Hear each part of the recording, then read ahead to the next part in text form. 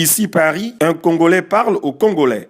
Madame, monsieur, jeune et vieux, peuple congolais civilisé, bonjour. Le Ngaya Sassou Denis est coincé. Il est dos au mur. Il ne sait pratiquement plus où il habite. Il waya waya. Écoutez ça. Pour libérer notre Jean-Marie Michel Mokoko, qui pourtant ne lui a rien fait de mal, il exige à ce dernier de déclarer à la télé que c'est lui, Sassou, qui a effectivement remporté la présidentielle du 20 mars 2016. Ni bon quoi?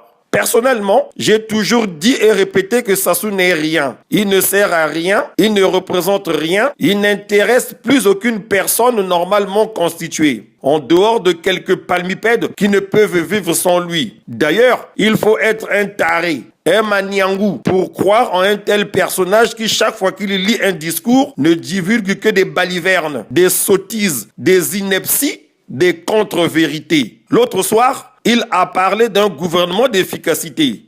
Quel gonflé! Après avoir volé, pillé, thésaurisé l'argent des contribuables congolais, dilapidé les fonds des générations futures, imaginé des complots foireux pour emprisonner des cadres sérieux, massacrer des innocents, il ose. Gouvernement d'efficacité, gna gna gna.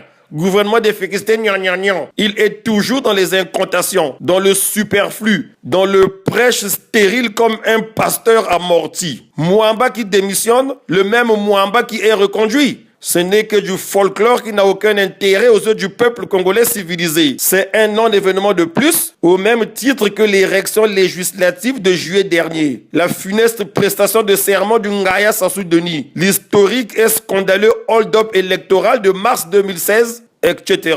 Avez-vous vu la mouture de son énième gouvernement moribond? Celui qui va discuter avec le Fonds monétaire international. Toujours les mêmes fossoyeurs, les mêmes kleptomanes.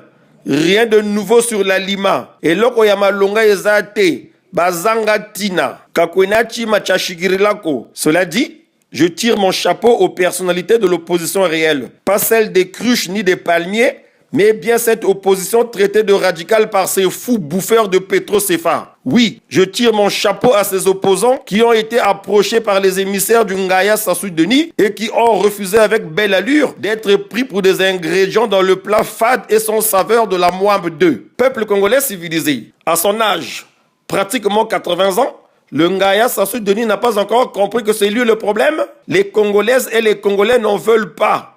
Elle et il ne désirent plus voir ce crâneur à la tête de notre Congo. En quelle langue le lui faire comprendre? Bon sang, il faut forcément le langage des armes pour que ses oreilles sifflent. Regardez-le bien.